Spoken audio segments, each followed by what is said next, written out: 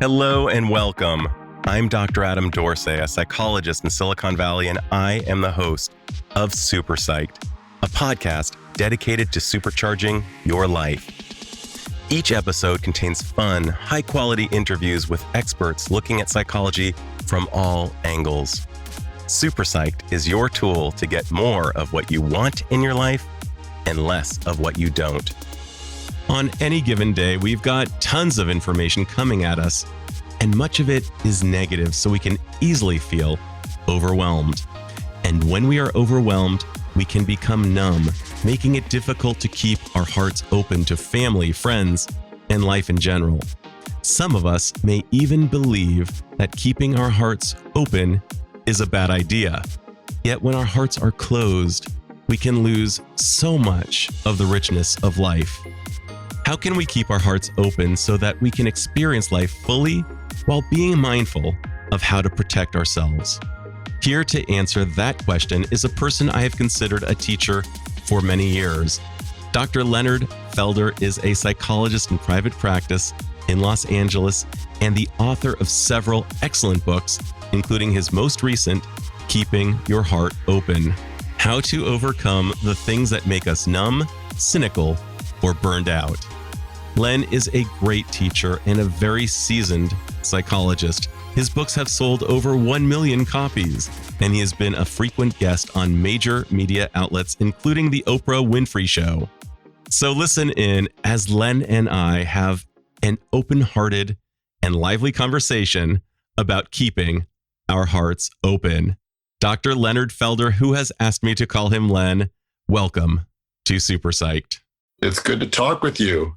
I'm so happy about this. You have been one of my great teachers. In fact, just before I was licensed, you were my last mentor before I took my exam. And I was at a conference back in 2011. And there were so many great classes from which to choose. And I chose yours. And I spent 5 days learning from you. And they were 5 outstanding days. My wife was alongside me. We both consider you to be one of the real greats in our circle of colleagues and teachers. So I hold you in the highest regard, Len. Well, thanks. I mean, I think I'm just a skinny, bald guy from Detroit. If that's your experience, I'll try to accept it. So thank you. Okay, good. So in addition to that gratitude, I'm also really grateful to you for having written this book, especially during this time, Keeping Your Heart Open: How to Overcome the Things That Make Us Numb, Cynical, or Burnt Out. We are in the midst of so much sadness and fear and news coming at us at rapid rates, most of it negative, and it's difficult to keep our hearts open. In fact, many of us may even think that it's a wiser choice to be cynical, at least skeptical, and perhaps keep our hearts closed for protective purposes. What was your hope when you wrote this book? Well, I really wanted to find out, are there some things that people can do quickly right in the middle of a tense situation with a loved one or at work? Are there things that people can do quickly to make sure that they don't do something hurtful to their loved ones or hurtful to their work colleagues or things that blow up your life? Because we're all so overloaded. Our adrenals are so exhausted from everything we've been through for the last year and a half. And so I wanted to find out, are there some tools that really work? I interviewed a lot of people. I talked to a lot of people. I went through all the different tools that I've used, the tools that I've been taught, and spiritual tools, psychological tools, physical exercise, health tools. I wanted to make a short version, things that people can use right at the moment when they're really stressed. That's great. So what's in it for people to have an open heart? What do they get? Well, if you're in a relationship, I think your partner probably wants you to listen with an open heart. And if you don't have an open heart, if you've got your arms full and you're saying, cut to the chase, get to the point, or I've already heard that 15 times, there's going to be a long fight. There's going to be a 2-week fight that comes from that behavior. So a better behavior that gets you a shorter experience of listening with an open heart, the person feels heard and respected and considered. And then the two of you hug and kiss and you feel like, wow, that was quick and that was beautiful. Instead of the pattern we've been in for a while, which is we're too busy for each other and we're like ships passing in the night. I couldn't agree more. And I think about the importance of our feelings. We may forget what somebody has said or done, but we remember how we felt when they were with us. And this was a sentiment that was conveyed I believe, by Maya Angelou many years ago, and it's been corroborated by neuroscience. And I love it when poets say something and then science follows suit and actually shows that it's correct.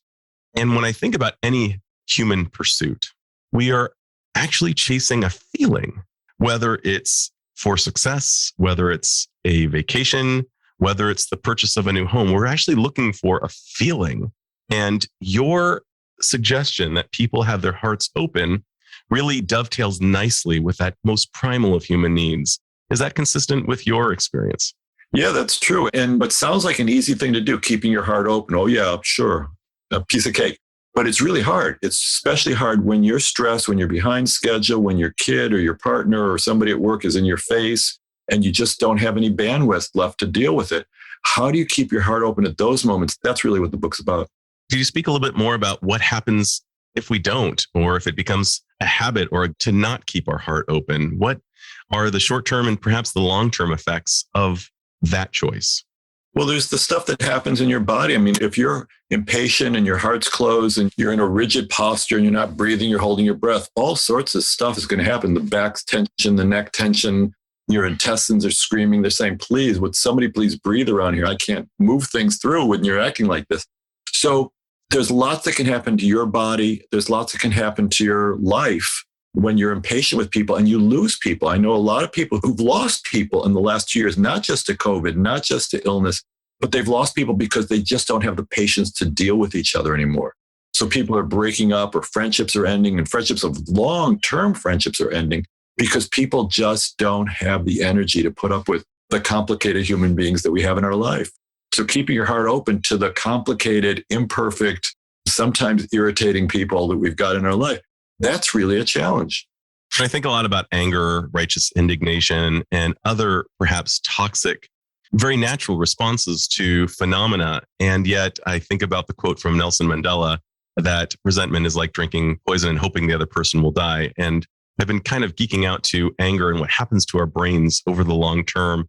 And one of the shocking pieces is that it actually incurs damage to our hippocampus, the memory center of our brain. Over time, we actually, if we become addicted to this response, we actually can harm our capacity to remember things. And I was wondering, as I hear you talking about the upside of keeping our hearts open and the downside of not, I just think this is a very timely and important book. And perhaps, and paradoxically, one of the most selfish things we could do, perhaps from a perspective of enlightened self-interest, is rocking the skills that you suggest in this book. I really agree with you that these are crucial moments that can affect our brains. If someone starts to be only able to remember the traumas and the upsetting moments and the times when you were let down by this person or the times that you were let down by somebody at work, it's really hard to snap out of that.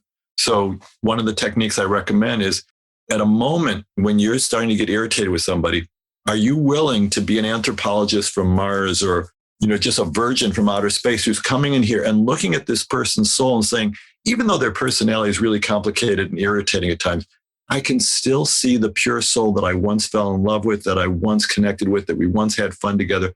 And when you connect with that person's pure soul, if you believe that there's a soul, that at least frees you up to say, okay, I'm irritated with what's happening right now, but I do love this person. I do have a caring for this person. I want well for this person.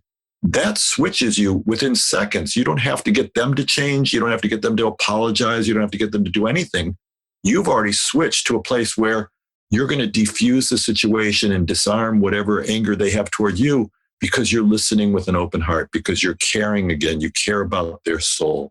I'm wondering if you have any scripts, so to speak, that people can use as they are trying to bring these tools, these new habits on board. One of the things that can really help is almost like in Cyrano de Bergerac, having, obviously we don't have the technology or the abilities to have somebody whisper in our ear when we're in real time with a challenging individual, but what might be a thoughtful phrase or a mantra when in the presence of somebody who could be very triggering and you're trying to keep your heart open at the same time? What I usually do is the shortest version, which I'll say to myself, is my heart open right now or am I trying to win this argument? And if I ask myself that question 9 out of 10 times, I'm starting to slip into building a case to win the argument, to prove the other person's wrong and how right I am. And that smells horrible to the other person. I have a daughter with autism. She's supposed to not be able to read nonverbal cues. She reads nonverbal cues great. She'll say to me, Dad, you're using that soft therapist voice, but I know you're really pissed and impatient right now.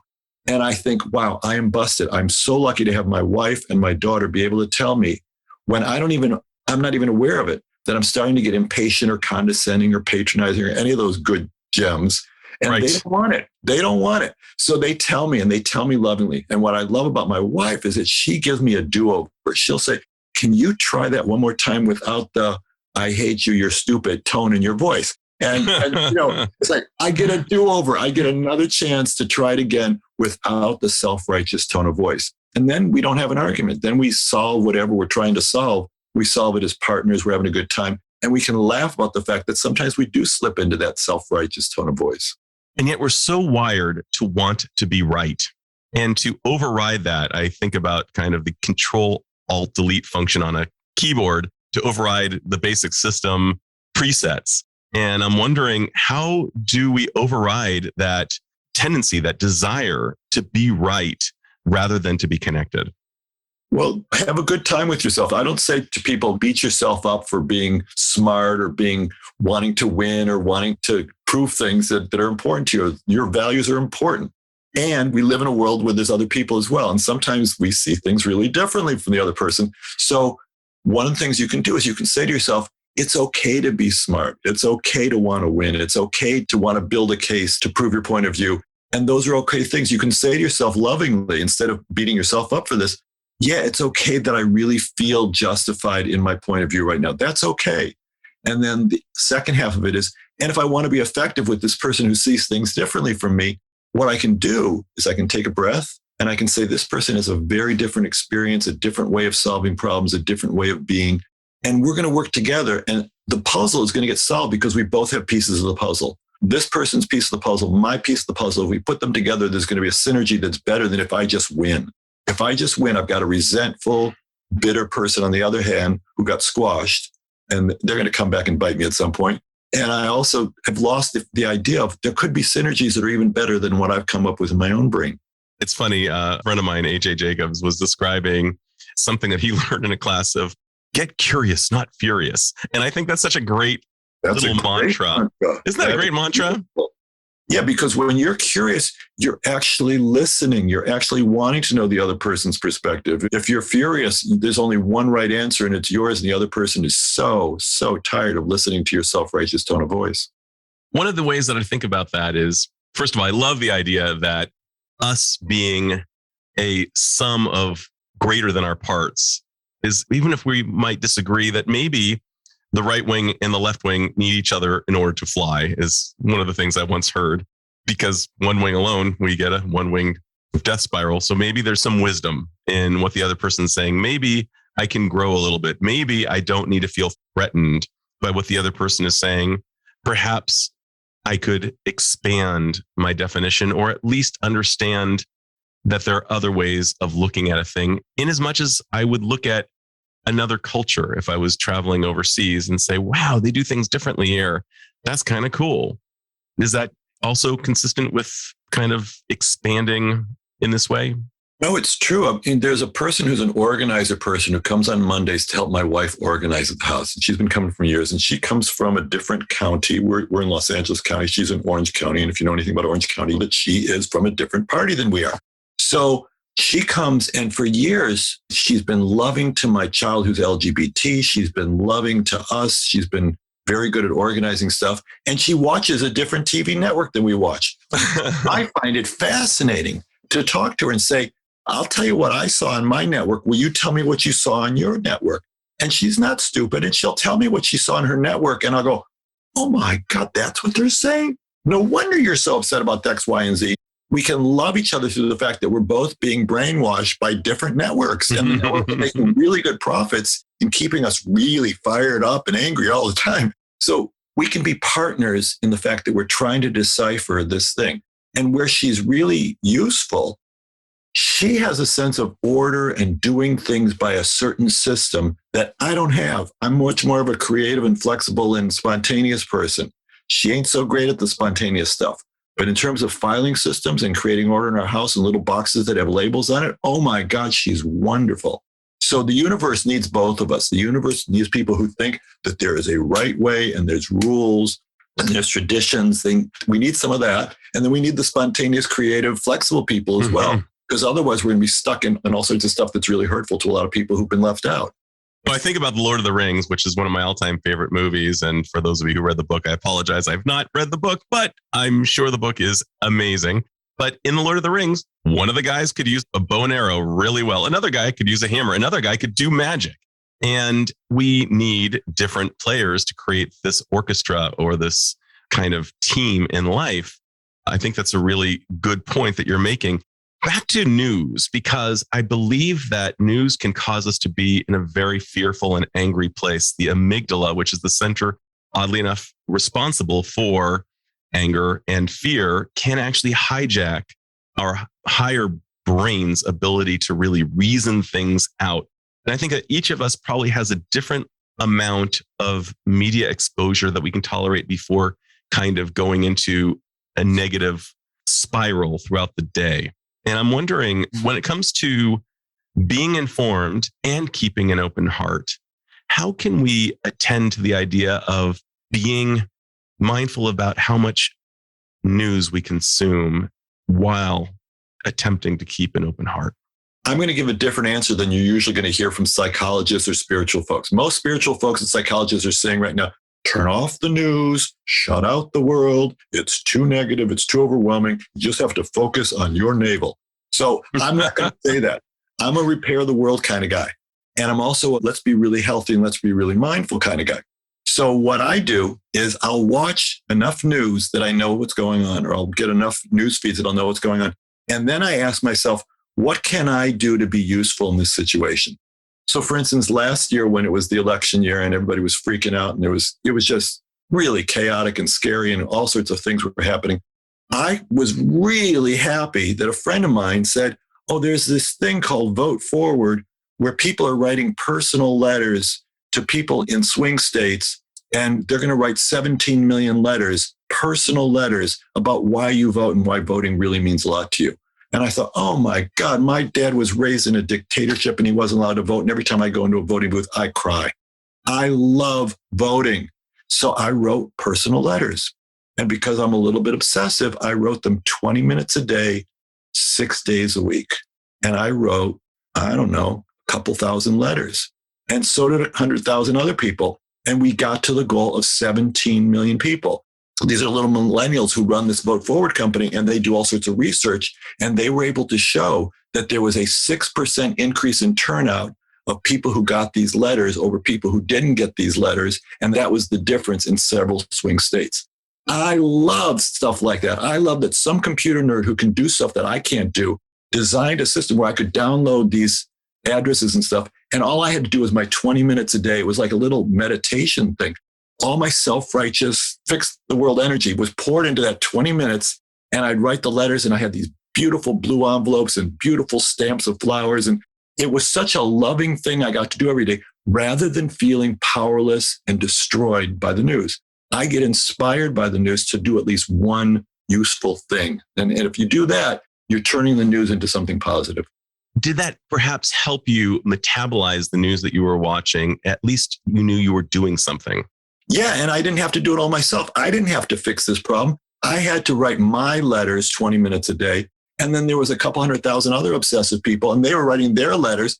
And I didn't meet these people. There's been a couple of Zooms where I met a lot of people, and they were really great people who all said, this is fun. Why not have fun with this? It is a joy to be able to connect with people you've never met before and to say something personal to them, not something hateful or hurtful or spiteful, but something loving about why this is important to you and your family and your loved ones. Can you please help me out here? Because you're in the state that actually matters. Because I'm a psychic, I can't help but think of Martin Seligman's old study about learned helplessness, in which dogs were put into different groups, different categories. Some dogs had power to control their destiny over whether or not they would be shocked, and other dogs did not.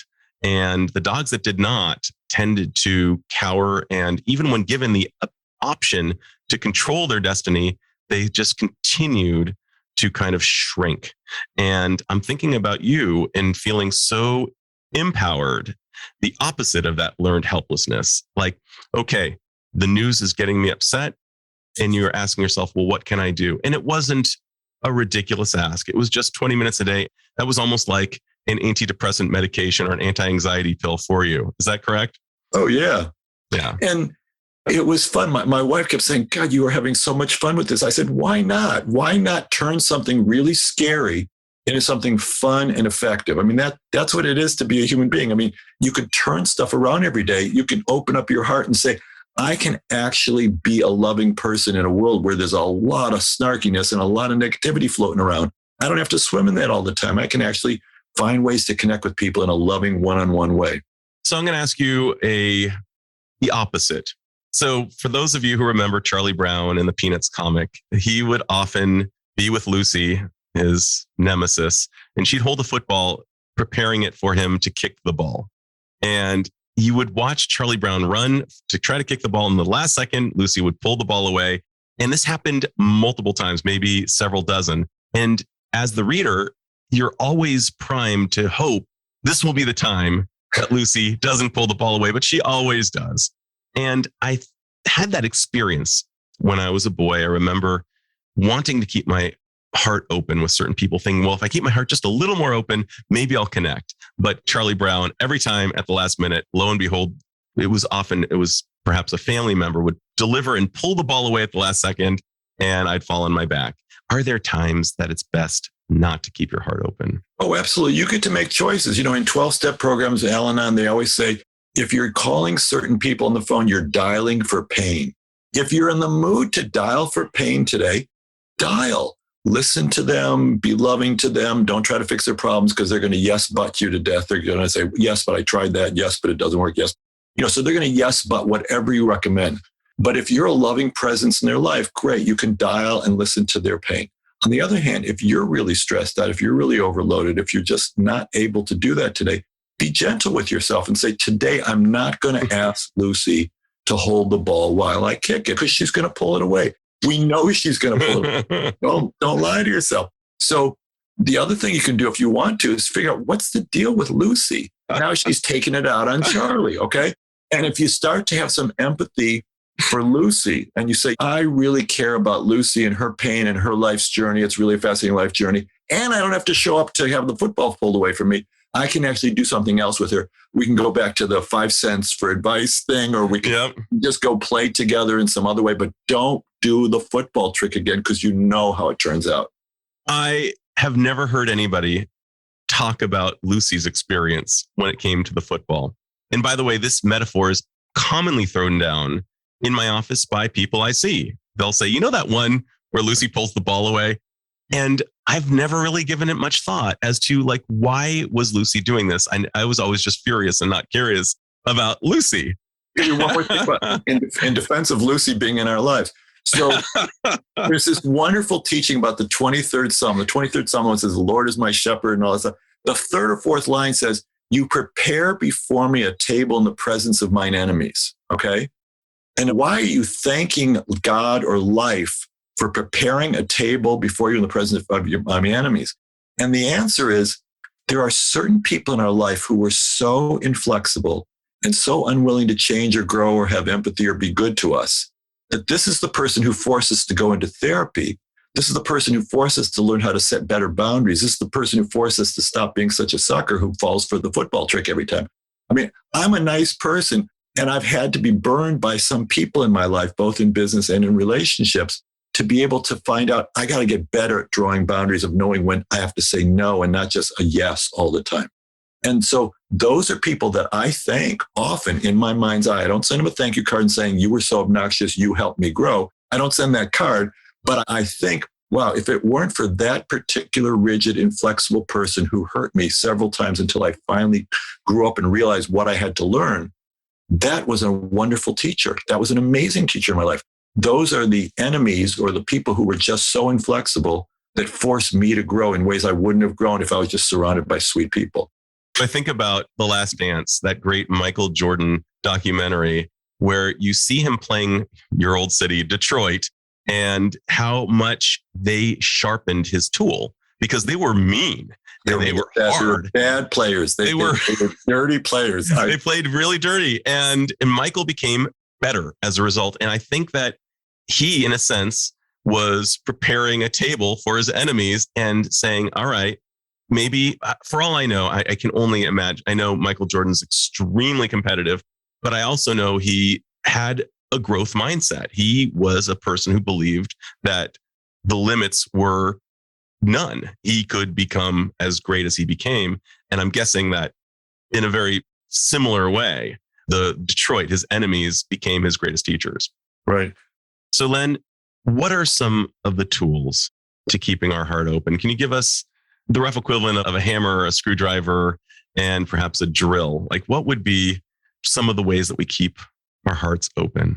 Well, the first thing is the way that you talk to yourself. If you're talking to yourself in a way that's closing you down or making you feel shamed or shut down, that's not good. So in this chapter on psychological methods for keeping your heart open, I start with Susan Jeffers' book, Feel the Fear and Do It Anyway.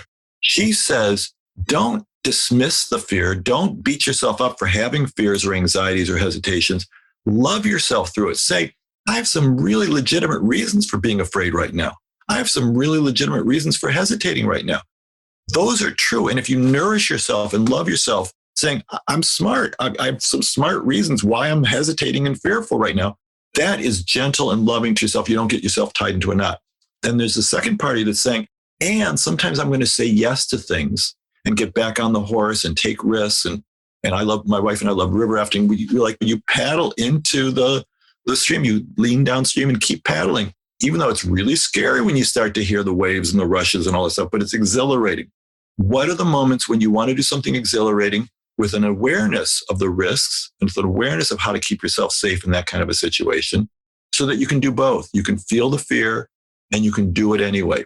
And so you can paddle forward, you can keep paddling downstream, even if there's some real wariness and carefulness that you have to be good about in order to not get turned over in the boat. So what are some tools that a person could have on board that would allow them to respond to a dangerous moment, the rough equivalent of what to do when the boat does get turned over? What are some of your favorite? Well, one is to remember to keep breathing, because if you're holding your breath, your brain doesn't work. And there's the old cliche of what they tell you on the airplane, which is put the oxygen mask over your face before trying to help the dependent person next to you. Because if you're not breathing, you can't help the person next to you. Your brain doesn't work when you're not breathing. So if I'm subventilating, if I'm tensing up, I'm not making good decisions. If I want to be in the creative flow, I got to breathe. So breathing is a great place to start. And the second is to bring in some of your tools and your resources. One tool is, have I ever been in a situation like this before? Your brain's probably going to rush to the traumas that have happened before in a similar situation, but you're going to have to manually override that and say, have I ever been in a situation where I was this nervous or this scared? What are the resources and the teamwork and the tools that I brought in to get through a situation that was this scary or this tough? And then you remember, oh, right, I did call 4 people. I did do that one thing. I did slow it down a little bit. And you start to use your resources and tools instead of saying, I have to figure it all out and I have to figure it out immediately. You're able to slow yourself down and get really wise and managerial and teamwork-like at those moments. I'm wondering also, with this series of activities, things could conceivably go off the rails during a conversation. And I'm wondering, how does one effectively, kindly, and without incurring harm to the relationship, bow out of the conversation? What are some of your favorite ways to part from the conversation, but part in such a way that it causes the least amount of friction or harm to the relationship? Well, in couples work, I'm always encouraging couples who know that sometimes they lose it or they get overstressed or mean things start to want to come out of their mouth. I say, can you call a timeout and do it as a reassuring timeout? Say to your partner, I just need 10 minutes to clear my head, to start breathing, to start calming myself down so that I can be a good partner here for you. I'm not leaving. I'm not abandoning you. I'm coming back, but I need my 10 minutes of taking a walk or 30 minutes of taking a walk, and I'm definitely coming back. If you say to your partner, I'm out of here, I can't deal with this, I don't want to hear another word of it, that causes a panic reaction in them as well. But if you say to them, I know myself, and I know that if I'm going to be an effective partner to solve this problem and to have a good, better conversation with you, I need a couple of minutes to cool down. And if I cool down, and if you decide you want to cool down as well, we're going to do much better. We're going to be a much better team than we've been for the last 15 minutes when we've been really snapping at each other. And yet, let's say the other person with whom you're talking is a not super psychologically minded family member who is like, time out? What? I don't do timeouts. Is there another option to gently saying, hey, that was really, perhaps even diplomatically saying that was interesting and good to hear, and I think I'm going to go talk to Uncle Steve right now? Like, is there another way of gently bowing out? Oh, for sure. I mean, if you're stuck with somebody who's in your face and they're giving you unsolicited advice and they're saying shaming and hurtful things to you, you can always say, I promise to check on whether the brie is soft enough. I'll be back in a few minutes, but I have to go check on that. And you check yourself out, and you can go to the bathroom and you can lock the door. The other thing I always recommend to people when they're around their relatives is you get on your phone in a private space, whether it's the back bedroom or outside, you take a little walk or go into the restroom, and you say to someone who's your lifeline person back home, who knows this might come during the family visit, you say, I'm with my relatives right now and I've completely forgotten, do I have any redeeming qualities? And so just, even if they don't pick up the phone, even if you're just leaving that on a phone message, the fact that you've got your sense of humor back and your sense of perspective, saying, when I'm around these people, they never mention any of my redeeming qualities. They just keep telling me how I should be doing my life differently or the way that they'd want it to be. You can have some fun with that, with the simple line of calling someone who loves you, appreciates you, who really gets who you are, and saying, I'm with my family right now and I've completely forgotten, do I have any redeeming qualities? I'm thinking about when we get warm and fuzzy emails from people who talk about our redeeming qualities. Perhaps you're also calling for the idea of us creating a folder, read in case of emergency, where when in the bathroom, if you can't reach a friend, you read an email from somebody who really gets you and really gave you a good reflection to remind you of where north actually is in that moment. Right. And the family members who want you to do it their way, they have a reason for being that way. And that's between them and their therapist. But for your work, you can say, there are people in my life that really appreciate that I am the way that I am and that I am this good, loving person, even though I do it very differently from the way my family thinks is the only way. Len, you've written so many books. I tried to count them. I counted approximately a dozen, and several have been translated into other languages. You have been willing to really put your heart in these books. And I'm wondering if you tell us a little bit about the process. You're a dad. You're a practicing psychologist with a very full practice. You sometimes do appearances like this, and even on what I consider the holy of holies, you've been in the presence of the great Oprah Winfrey. How do you do it all? And can you just talk a little bit about your craft of writing itself? Because you are so prolific. How do you find time? How do you find the muse? Well, my first priority in life is that I'm a caregiver. My wife's gone through some cancer surgeries and my daughter's going through transgender issues. And caregiver is my number one job. And being a psychologist is one of my jobs. And being a human being who's learning and growing is one of my jobs. And then writing is one of my joys that I have to do it. Whenever I've tried not writing for a while, I don't feel so good. And so my task is, well, when do you get to write? So the way that I write, and everybody's got a different style, is between maybe 5:30 and 7:30 in the morning. I'm the only one up. It's a really quiet time. And I get a couple pages done a day. If you get a couple pages done a day, by the end of 9 months, you're going to give birth to a book. So that's how books get written. It's just like that thing about writing 20 minutes a day, those letters for the election. It's like you break it into a small segment. Now, in order to have a prolific 20 minutes a day or 2 hours a day writing, whenever I get ideas during the day, they go on a little piece of paper and paper goes into a file folder. And if the file folder gets thick enough, a whole chapter's in that file folder. And then I sit down with that file folder and go, oh, right, I remember when I thought of that and that. And I put them together. And so you're shaping all of your good ideas. You don't lose any of your good ideas. And then during the 1 or 2 hours a day or a couple hours a week that you can write, those are the times you write. I am not going to spend my life feeling like a victim and resenting that there's people in my life who need me at the moments they need me. They don't want me to be in writer's head. I mean, my wife and my daughter can smell if I'm in writer's head. They can smell you're pretending to be listening, but you're actually right now. I don't want to be that guy. I grew up with a dad who was in retail and he worked 6 days a week and 4 nights a week, and he was just never available. So I know what it's like to be on the receiving end of a never available dad. I don't want to be that dad. I'm very grateful to my dad that he taught me, don't do that to your kids. He taught me by his example. Sure, not in his words. He didn't say that. So I love writing during the times I get to write. And I love putting it aside and putting it in a file folder and trusting that the ideas are going to come back because they're all on these funny little note cards with my left-handed handwriting. And it'll get done. 2 or 3 pages a day, a couple pages a week. The book gets done. That's great. And you actually do it by hand. Well, eventually you have to type it into the Word and do all that stuff. But that's only when you have some free time to do that. So mostly constructing and painting and putting together on little note cards and taping stuff and writing around in the margins. And it's fun. It's fun. That's great. And you come from a perspective of fun. One last question before I get to kind of the wrapping up phase.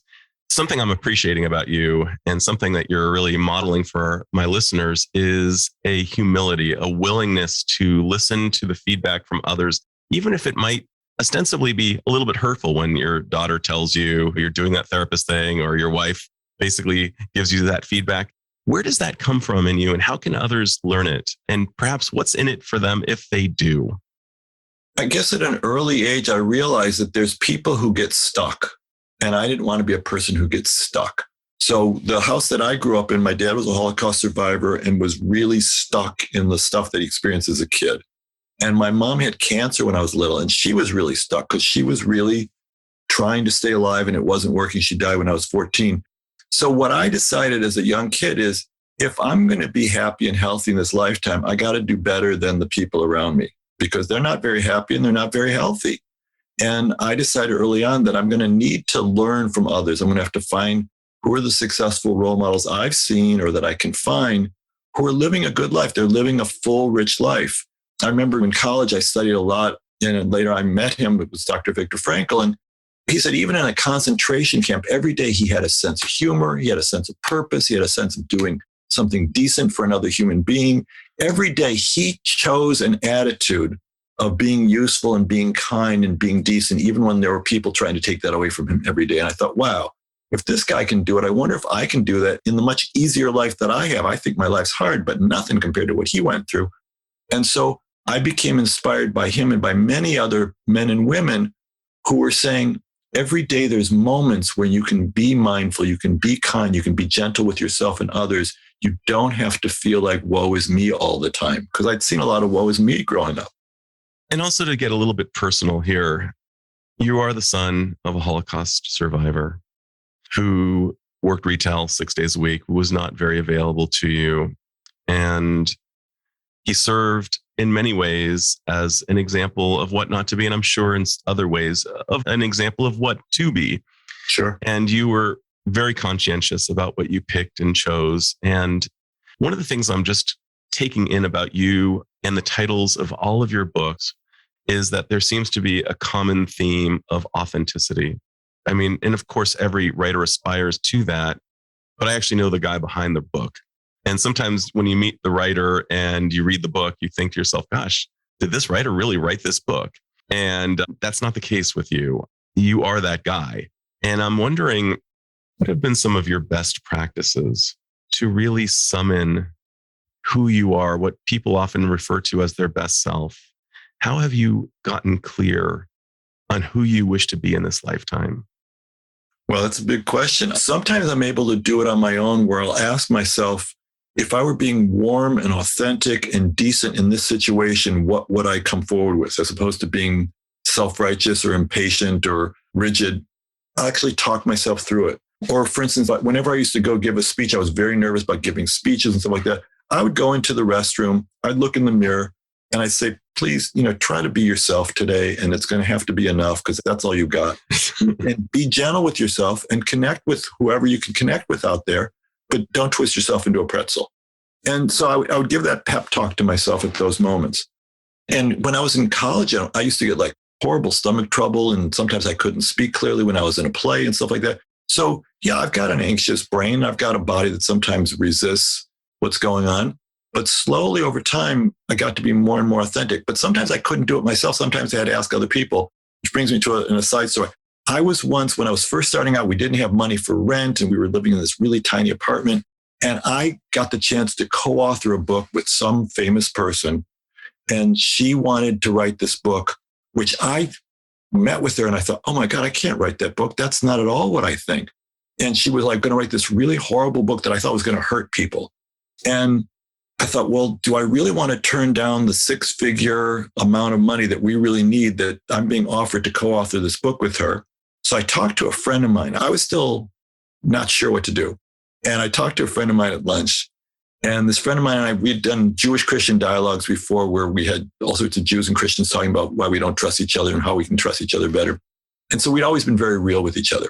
And I said, this is what's going on with this situation. And I'm thinking maybe I'm like Queen Esther in the Bible and I'm supposed to like have an influence on this person and I'm supposed to show up and somehow I'm going to change the course of history because I'm going to make an impact on this person. And my friend said to me, she said, you're so full of it. She said, you are so self-delusional. That person has been spouting that negative stuff for years. Now that person has a great chance to write that negative stuff. And she wants you to make it accessible to people so she can do more harm in the world.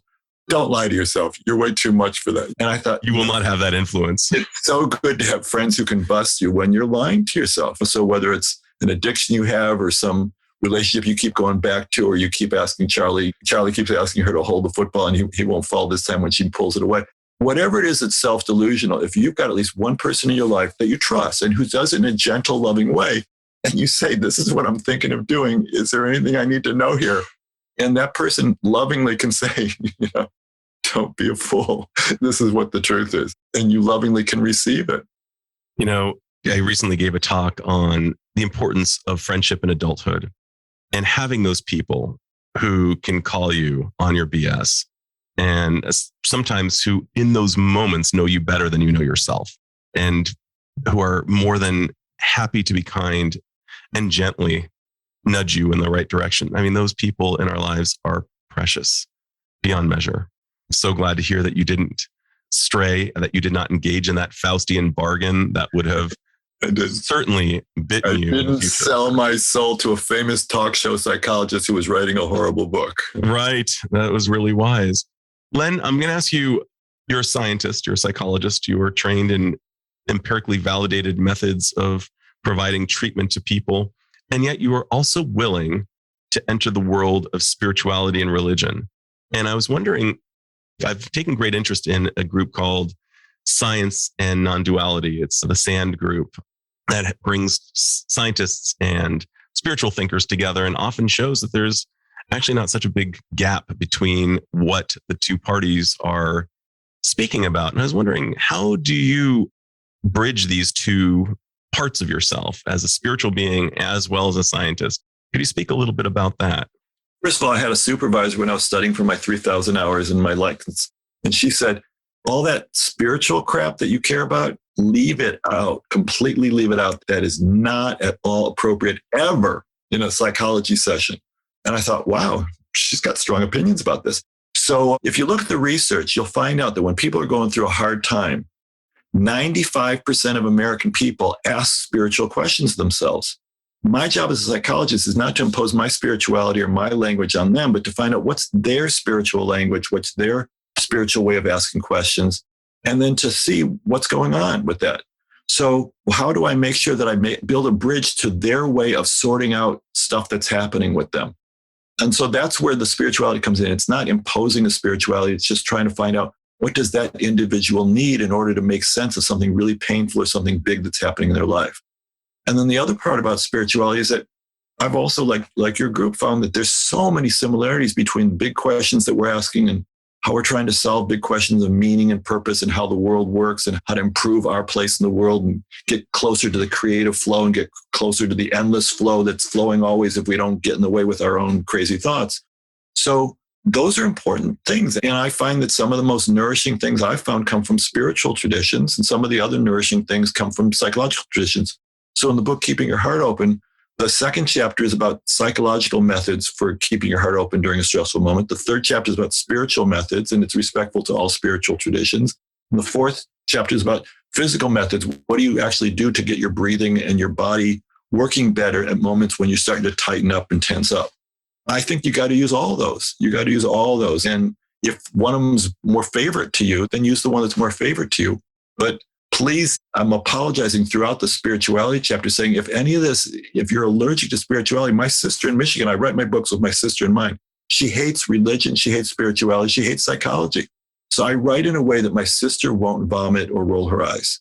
And if I know that sentence was open to my sister and she could actually get some value from the curious thing that I'm talking about, then I know the sentence stays. And if I think my sister's going to roll her eyes or have a nauseous reaction, I know that I have to clean up that sentence. It was a little too California woo-woo for her.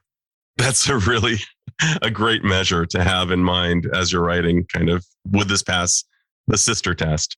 Len, is there something I should have asked but haven't yet done so? Is it okay to fail? I mean, each one of us, especially during COVID, the lockdowns and changes and uncertainties, and you're never really sure how to get through the market without somebody giving you the cooties. How do you do this and give yourself some slack? To sometimes we do goof, because if you're on such a vigilant tightrope, it's going to really affect your body. It's going to make you much more uptight. My wife is in a cancer support group, and yesterday there was one person who doesn't want to wear masks and she doesn't want to get vaccinated. And there were 5 people yelling at her, and then the group had to calm those people down. So people are going off on each other because they have different ways of approaching the situation. Make good choices for yourself. Inspire the people that you care about and love to make good choices, but you can't force somebody to do your way. But when you goof, can you be gentle with yourself and say, I goofed just now. I hugged that person when I said I wasn't going to hug anybody at this social event, and I just goofed. So you can fix the situation to the extent possible. You can go wash your hands. You can sing happy birthday to you as you wash your hands. You can do whatever you want. But one thing you can do is you can be gentle and loving to yourself, because we're going to make mistakes. We're going to have some imperfections. And hopefully you won't pay a big price for that very small infraction. Hopefully you'll get lots more chances. What I love about spiritual traditions usually, and I know this is very true in Judaism, that the word sin in Hebrew means miss the mark. It's an archery metaphor. It says, you aimed a little bit over there. You just need some guidance and some teaching and some support to aim it a little better right there.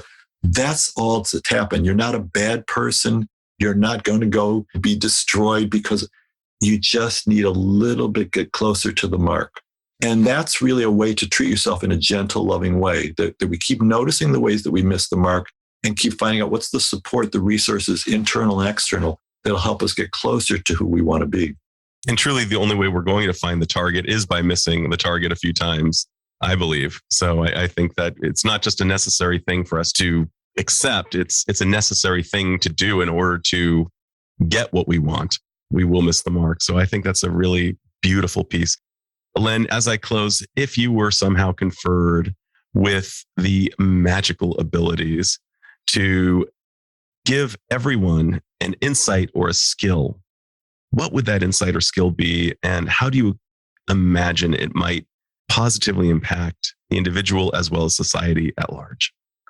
In the 3rd chapter of Keeping Your Heart Open, there's a spiritual tool where every day you wake up and say, I'm so glad that my soul's being renewed so that today I can pay attention and notice if there's some place where I can be useful or do something purposeful or do something of kindness. That is a way of waking yourself up every day to say, I'm going to pay attention today. There's probably going to be a moment when I get to do something useful and loving and helpful. And that's why I'm here. I'm here to do that. I just have to make sure I don't miss it when it comes along. That's a way to get every day to be interesting, every day to be purposeful, every day to be fulfilling. When you're doing it one day at a time, saying, how can I be of service today? And not to be a martyr, not to overdo it, not to burn yourself out, but to say, is there going to be a moment when I'm really going to be present and do something that really makes a difference in this world?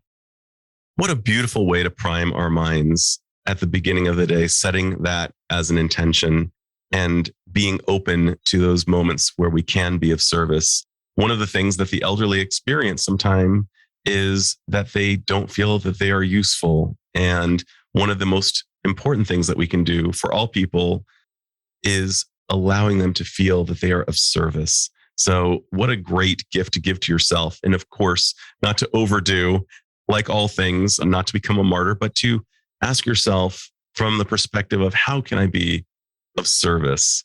And I think that as we go through life, we'll experience a lot less fatigue and a lot more meaning if we can approach all of our problems, much of what life puts in front of us from that perspective. So I thank you for that, Len. What a beautiful thing to be given. So thank you so much for your wisdom. I'm certain my listeners are going to love what you have to say. And I just want to thank you personally also for being a great mentor to me over the years. Well, thanks. Take good care. And I hope lots of blessings come to you and your family. I met your kids when they were little. I want to see them again because I think they're probably not little anymore. They're spectacularly not little, and they would love to see you too. This is Dr. Adam Dorsey thanking you for listening to Super Psyched. If you know anyone who might like it or who might benefit from listening, share it. And if you like the episode, please hit subscribe.